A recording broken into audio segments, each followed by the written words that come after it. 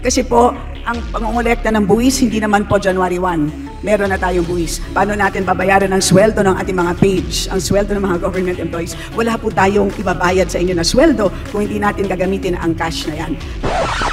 Ha? Anong pinagsasabi mo, madam? Paano nyo babayaran ang mga sweldo ng mga government employees? Ma'am, okay ka lang ba? Because it's so ridiculous for you to mention na papaano nyo babayaran ang mga sweldo ng mga government employees. Merong mga budget ang kada ahensya ng gobyerno, from Office of the President to OVP to Office of different agencies, GOCCs to Office of the Senators, Congressman to provincial offices to municipality hanggang sa barangays. Di ba may mga budget yan? Tama. So meaning, cover ng national budget ang mga sahod niyan. From President to Vice President to Cabinet members to Senators to Representatives to Governors to Mayors to Barangay Captains hanggang sa tanod. Lahat yan covered ng national budget yearly. So anong pinagsasabi mo, Madam Kimbo? Nilaloko mo ba kami sa mga palusot mo? Hello mga kabayans, what's up? This is Mr. Rio once again. So sa last video ko po, pinakita ko po sa inyo ang privilege speech ni VP Sara at binulgar niya nga po doon ang totoong rason ng panggigipit sa kanyang proposed budget ng OVP. At lahat nga po ng mga ginagawa ng mga buwaboys laban sa kanya ay may kinalaman sa pinaplano nilang impeachment. Well, dapat sigurong pag-isipan nilang mabuti ang hakbang na yan kasi yan ang move na kung saan ang after effects ay siguradong people power tree. So please, by all means, you guys are free to try. Yun lang ang masasabi ko sa inyo mga ugok. So bago po tayo magsimula, shoutout po muna syempre sa lahat ng mga ka-DDS natin dyan. Especially po kay Idol Attorney Darwin Cañete. Dahil kung wala po siya, di ko matatapos ang very informative na video na to mga idol. Dahil sa last video ko po about sa interpolation ni Madam Herrera D kay Kimbo, kitang kita naman po na si Kimbo ay hindi lang gisado kundi tostado pa. Kitang kita naman po sa highlights ng start ng video ko na yon kung paano ginisa ni Representative Herrera D si Representative Kimbo. Di ba napaka eye-opener po ng topic na ito about earmark revenues, di ba? Ang tanong, bakit news blackout ang pangyayaring ito?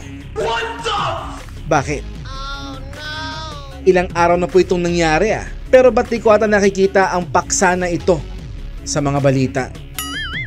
Dahil ba alam nyong inevitable na ma-divulge ang information about earmark revenues kung ano siya? Tara mga idol, panoorin po natin kung ano ang earmark revenues para kay Representative Kimbo.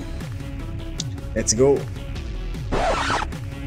Madam Speaker, sa pagkakaintindi, can you define earmark revenues through you, Madam Speaker?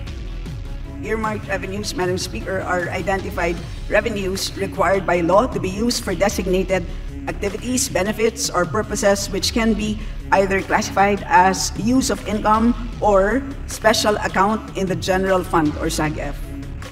Nung pong nag-interpolate tayo, sinabi po sa akin that the cash isn't available because the cash is being used. Madam Speaker, Madam Sponsor, tama po ba na pwedeng gamitin ang earmark revenues ng national government wherever it pleases? Yun ang practice po ng natin. But let me explain. Madam Speaker, yung tanong ko po, hindi kung practice siya or hindi. Tama po ba na ginagamit natin ang earmarked revenues for other things other than specified in the law? Madam Speaker, if I may be allowed, parang po siyang, if I may use a comparison, parang pong kung tayo po ay nagde-deposito sa isang bangko, nagdeposito tayo ng 100 piso, iniwan natin sa bangko yung ating 100 pesos. Habang hindi natin kailangan yung 100 pesos na yan, ini-invest ng bangko yung 100 pesos na yan.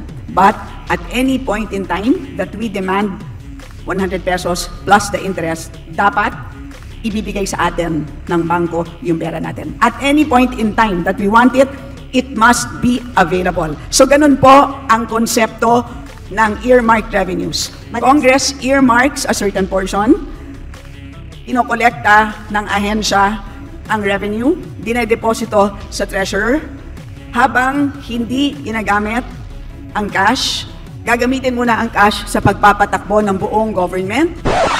Wait. So meaning to say, ginagalaw talaga ng mga buwaboys na to ang mga earmark revenues at ginagamit kung saan-saan? Maliwanag pong sinabi sa statement ni Kimbo di ba? So meaning, very vulnerable pala ang earmark revenues for corruption. Kasi po, ang pangongolekta ng buwis, hindi naman po January 1. Meron na tayong buwis. Paano natin babayaran ang sweldo ng ating mga page, ang sweldo ng mga government employees? Wala po tayong ibabayad sa inyo na sweldo kung hindi natin gagamitin ang cash na yan. Ha? Anong pinagsasabi mo, madam?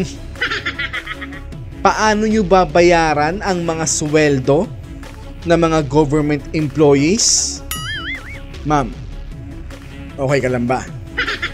Because it's so ridiculous for you to mention na papaano nyo babayaran ang mga sweldo ng mga government employees merong mga budget ang kada ahensya ng gobyerno, from Office of the President to OVP to Office of different agencies, GOCCs to Office of the Senators, Congressman to provincial offices to municipality hanggang sa barangays. Di ba may mga budget yan? Tama. So meaning, cover ng national budget ang mga sahod niyan. From President to Vice President to Cabinet members to Senators to Representatives to Governors to Mayors to Barangay Captains hanggang sa tanod. Lahat yan covered ng national budget yearly. So anong pinagsasabi mo, Madam Kimbo? Nilaloko mo ba kami sa mga palusot mo? Grabe. Napaka-corrupt talaga ng mga to. Pero at any point in time that an agency demands those earmarked revenues, the Treasury must be able to make those funds available. Ganyan po ang ibig sabihin ng earmarked revenues. Wow. So meaning hindi lang pala yung mga sobrang pondo sa approval ng General Appropriations Act ang ninanakaw ng mga buwaboys. Pati pala ang mga pondo sa earmarked revenues. Yun po kung ang pagbabasihan ko ay ang mga sinabi ni Madam Kimbo. Kaya naman pala sobrang mamahal ng mga gamit ng taong to, no? Siguro galing yan sa earmark revenue, no? Aminin. Madam Speaker, saan po nakasulat na gano'n ang ibig sabihin ng earmark revenues? Na pwede siyang gamitin pag hindi ginagamit pa?